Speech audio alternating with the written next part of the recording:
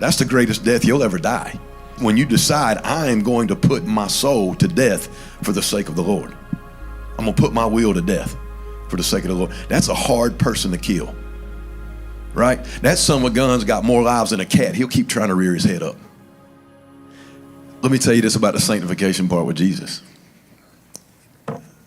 It's the mark of great leadership, first of all, that Jesus never asked of anybody else, not only in the spirit, but also in practicality, what he would not do himself.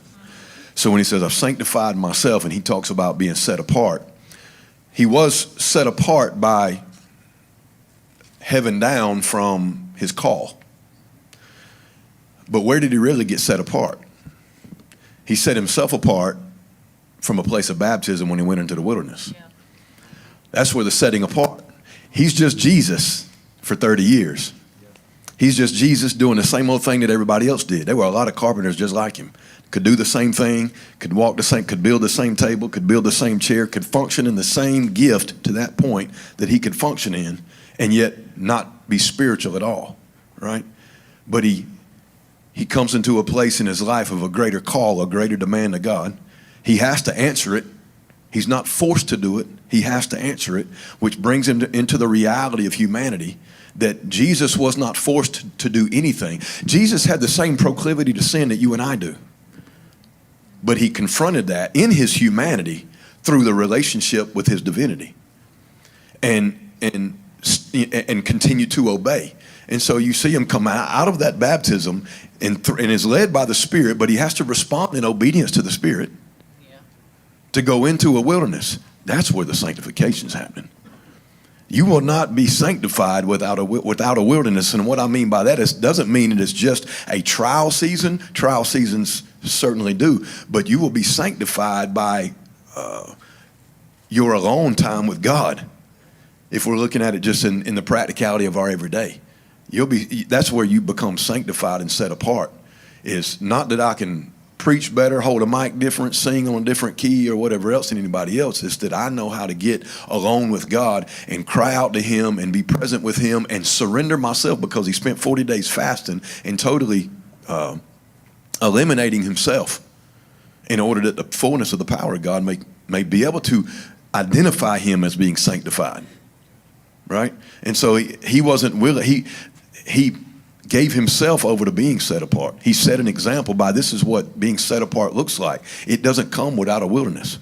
It doesn't come without suffering. And that suffering doesn't have to be sickness and the suffering is self.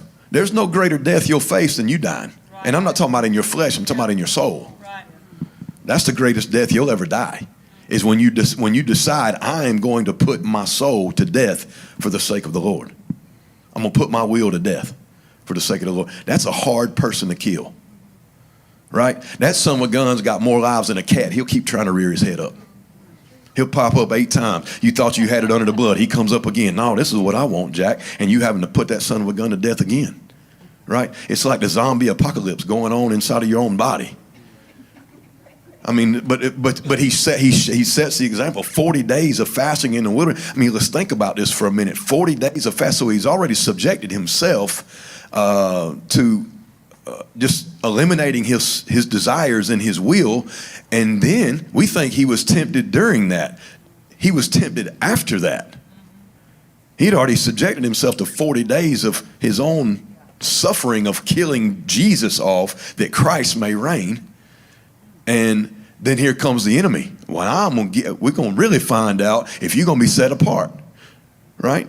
We don't really know that this set apart works until the enemy shows up. That's when you find out. That's when you find out if you're really sanctified.